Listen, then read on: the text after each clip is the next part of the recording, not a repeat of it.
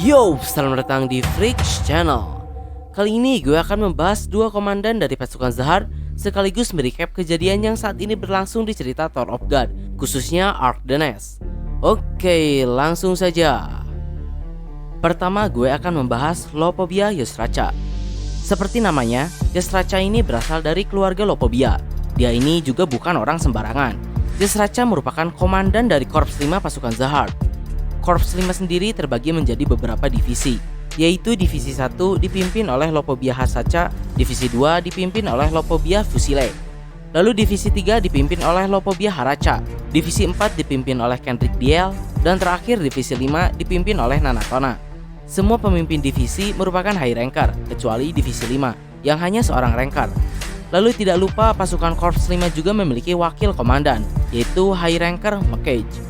Kebanyakan dari para komandan divisi telah diperlihatkan bagaimana kemampuannya, dan terlihat mereka semua cukup kuat dan memiliki kemampuan unik masing-masing.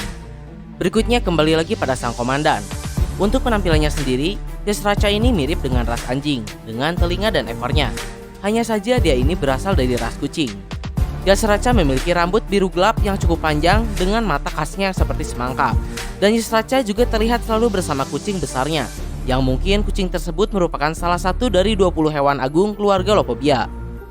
Lalu untuk kepribadiannya, Ysraca ini dikatakan sangat pemalas. Dia juga cukup bengis, licik, dan senang bermain-main dengan orang lain. Semua kepribadiannya itu dibuktikan pada saat di tembok keeksistensi. Ysraca menyuruh bawahannya untuk membuat orang-orang dalam tembok menghancurkan sendiri tembok keeksistensi dari dalam, alih-alih langsung menghancurkan tembok dengan kekuatannya. Bukan hanya itu, sifatnya yang senang bermain-main dengan orang lain juga diperlihatkan saat dirinya bertemu dengan Yama. Dia mempermainkan Yama dan menyuruhnya untuk bunuh diri demi keselamatan ras anjing. Lalu Ysraca juga merupakan orang yang berada di balik kematian ayah Beirodum dahulu. Untuk latar belakangnya sendiri, tak banyak yang diketahui tentang si Ysraca ini. Di chapter terbaru dikatakan dahulu saat Ysraca pertama kali masuk ke dalam keluarga Lopobia, dia disebut sebagai kucing peliharaan tak bernama yang selalu bermanja-manja pada kepala keluarga. Di sana dikatakan pada saat pertama kali masuk ke dalam keluarga Lopobia. Di sini gue agak bingung, apakah hal tersebut hanya ungkapan saja atau memang Ysraca ini berasal dari luar keluarga Lopobia. Dan untuk kekuatannya, tentu saja sebagai komandan skuadron, Ysraca ini pastilah sangat kuat. Sejauh yang terlihat, Ysraca dapat menahan serangan dari Evankhell tanpa kepayahan, walaupun Evankhell juga belum serius. Dia juga terlihat dapat mengendalikan ras anjing seperti Beirodum. Namun si Ysraca ini bahkan berada di level yang berbeda, di mana dia dapat mengendalikan Yama, sang pemimpin ras anjing. Beirodum saja sebagai kakaknya Yama tak dapat melakukan hal tersebut. Ysraca mengatakan bahwa darahnya mengalir di dalam tubuh Yama, yang gue rasa mungkin dahulu Ysraca memberikan darahnya pada ayah Beirodum, sehingga dia memiliki hak untuk mengendalikan semua ras anjing yang berasal dari ayah Beirodum. Lalu Ysraca juga sempat bertarung dengan Yama yang berada dalam transformasi penuh. Namun sayangnya Yama tetap tak berkutik melawan Ysraca. Ysraca bahkan mengatakan ia tidak ingin menyerang bukan karena ia lemah, melainkan hanya malas dan ingin bermain-main saja. Sejauh yang terlihat, Ysraca memang belum diperlihatkan sekuat apa kekuatan aslinya. Namun Beirodum selaku high ranker 200 besar dari masa lalu mengatakan bahwa selain dirinya dan ayahnya, tidak ada yang mengetahui jika sebenarnya Ysraca ini adalah seorang monster. Bahkan Du memastikan Yama akan terbunuh jika melawannya. Lalu sepertinya di antara bawahannya pun tak banyak yang mengetahui kekuatan asli Ysraca. Ada satu adegan di mana Haraca menginginkan perhatian dari Ysraca. Namun Nanatona mengatakan pada Haraca, ia dapat berlaku seperti itu karena ia tak pernah melihat seberapa mengerikannya Ysraca saat berada dalam wujud aslinya. Cukup untuk membuktikan bahwa kekuatan si Ysraca ini memang bukan main-main. Dan yang kedua ada Pobidau Liborikun. Mungkin kalian semua juga udah pada tahu, dia ini merupakan komandan Korps Pasukan 4 yang baru, menggantikan Kalavan. Namun yang cukup unik dan misterius di sini adalah namanya, Pobidau Liborikun. Di sana terdapat 2 dari 10 nama keluarga, yaitu keluarga Pobidau dan keluarga Kun. Kalau melihat dari namanya sih sudah jelas, sepertinya si Liborik ini memang keturunan dari 2 keluarga agung. Lalu untuk Korps 4 sendiri, di bawah kepemimpinan Liborik, ia berniat membuang seluruh Korps 4 yang lama dan menggantinya dengan yang baru. Namun para anggotanya ini hanya baru diperlihatkan siluetnya saja. Walaupun begitu, Liborik mengklaim para anak buahnya ini lebih kuat dibanding Korps 4 yang lama. Untuk penampilannya, Liborik ini memiliki perawakan yang cukup tinggi. Dan juga dia memiliki rambut berwarna ungu, tidak seperti keluarga Kun yang berwarna biru atau keluarga Pobidau yang berwarna coklat. Namun uniknya, jika kita menggabungkan dua warna tersebut, akan menghasilkan warna seperti rambut milik Liborik, yang kembali mempertegas bahwa dirinya berasal dari dua keluarga agung. Lalu untuk kepribadiannya, Liborik juga memiliki kepribadian yang sama gilanya dengan komandan sebelumnya, Kalavan. Liborik ini sangat fanatik pada Zahar. Dia bahkan berniat dan tak segan untuk mengorbankan seluruh pasukan Korps 4 yang lama dan menggantinya dengan yang baru, karena Korps 4 yang lama tidak memiliki kesetiaan pada Zahar. Jasraca dan Mas Chani saja sampai keheranan melihat tindakan Liborik. Lalu ditambah dengan dua darah yang mengalir dalam tubuhnya dari keluarga Pobidau dan Kun yang terkenal akan kepintarannya, membuat kelicikan, kecerdasan, dan kekejian si Liborik ini berada di level yang berbeda. Dia dapat dengan mudah membuat dua petarung dari Hidden Flower Garden, Dawon dan Lucci, berada di bawah kendalinya dengan mengancam mereka akan membunuh teman-temannya yang selamat. Liborik juga selalu terlihat serius dan penuh perhitungan. Ia bahkan tak segan untuk mengkritik Jasraca yang tidak membunuh Yama saat di tembok koeksistensi. Bahkan ia juga satu-satunya orang yang tidak menganggap remeh Bam pada saat ia sendirian menyerang sarang. Lalu Liborik ini juga selalu terlihat tenang dan kalem. Bahkan dalam situasi yang super genting plus di luar perkiraannya pun, Liborik masih tetap dapat mempertahankan ketenangannya. Bahkan Mas Chani Zahar saja sampai dibuat kesal oleh ketenangan Liborik. Ya, mengingat dia sendiri keturunan dari dua keluarga agung yang dikenal akan kepintarannya, sepertinya si Liborik ini tak akan pernah kehabisan langkah. Lalu untuk latar belakangnya sendiri, masa lalu Liborik bahkan lebih runyam lagi dibandingkan Jasraca. Tidak diketahui Liborik ini keturunan dari siapa atau apakah Liborik seorang direct line.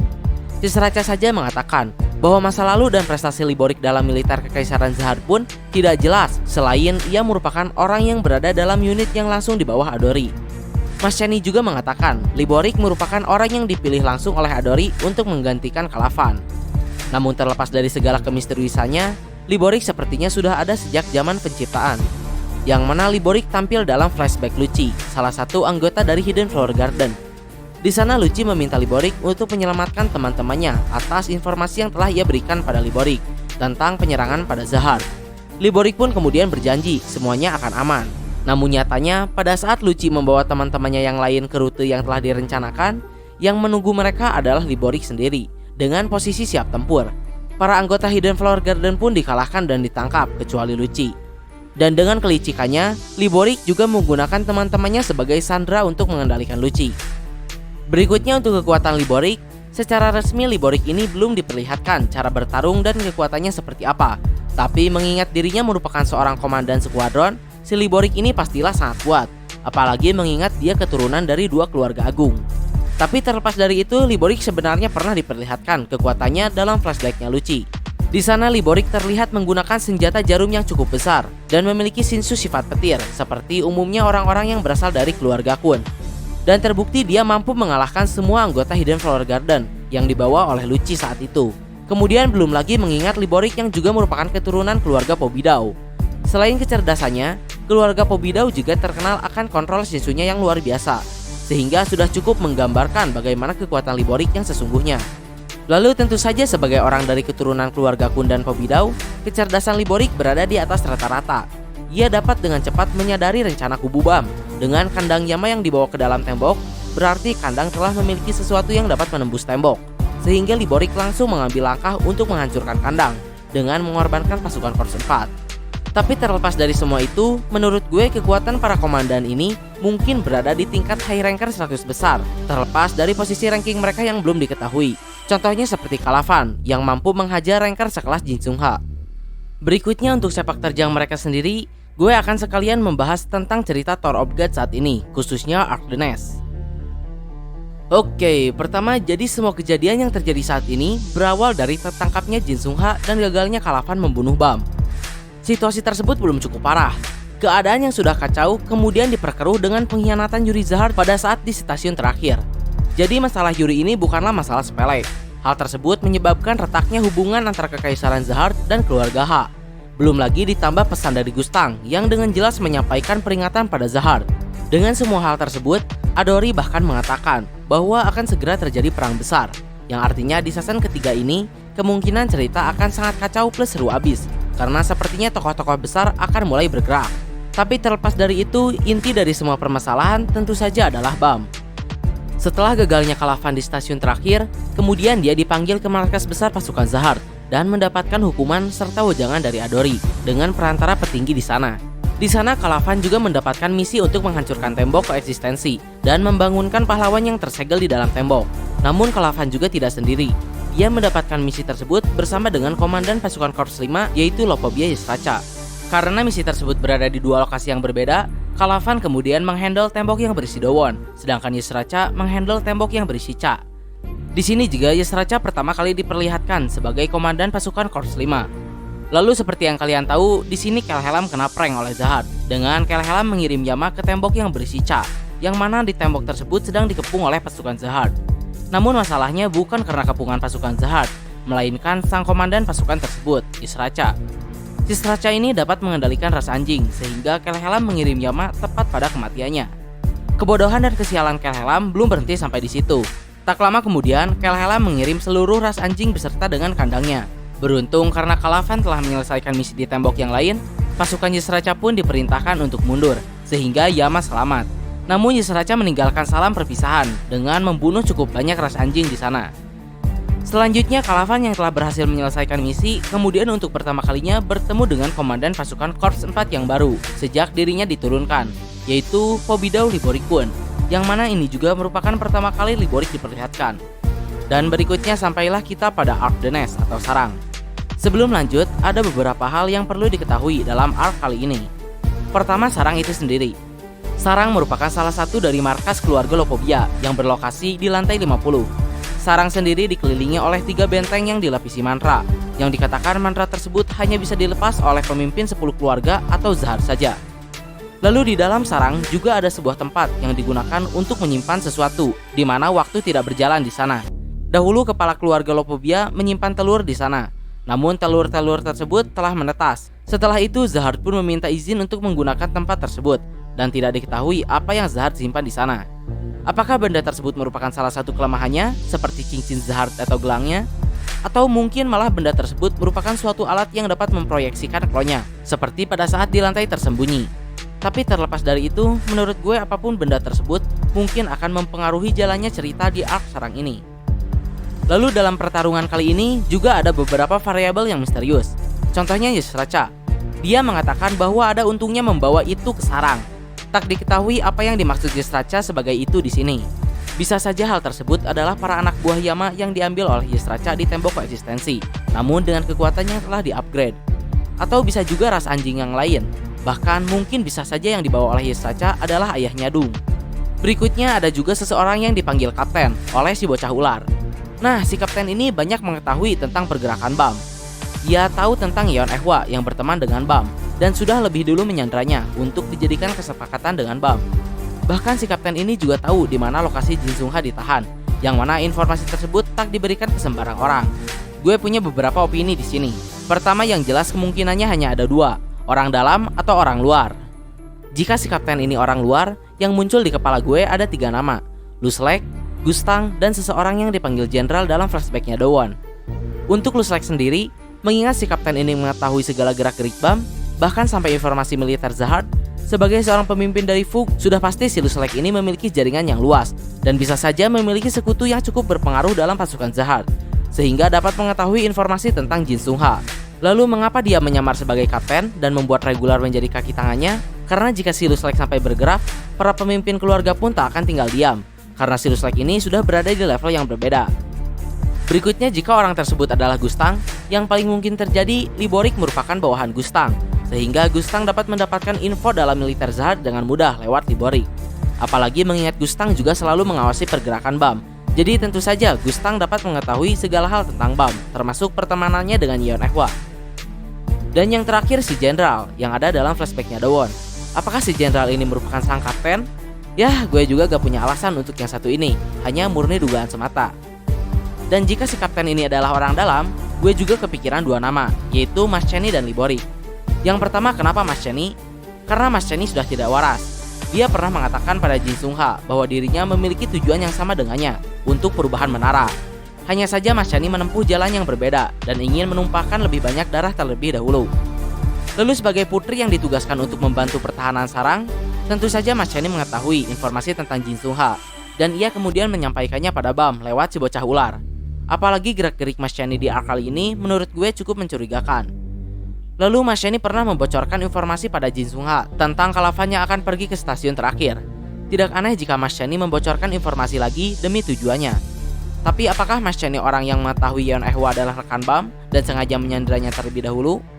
Kemudian yang kedua Liborik, sang komandan Korps 4. Pada saat di akhir arc Kereta Neraka, Zahar menurunkan 3 perintah: pemusnahan Fug, pemusnahan semua orang yang berada di Kereta Neraka, dan pemusnahan keluarga Pobidau. Apakah Liborik mengetahui hal tersebut? Jika Liborik memang mengetahuinya dan merupakan seorang pengkhianat, mungkin ia sengaja berada di pasukan Zahar dan membocorkan informasi di bawah perintah Gustang. Ya, itu semua cuma pendapat gue semata. Bagaimana menurut kalian? Dan yang terakhir, gue akan menjelaskan beberapa kejadian dan situasi yang terjadi pada arc kali ini. Yang pertama, Liborik awalnya memiliki rencana untuk menghancurkan pasukan Bam dengan mengirim Kalavan dan salah satu kepala cabang Lopobia. Namun berakhir gagal total, yang mana kepala cabang mati dan White mendapatkan kekuatan aslinya.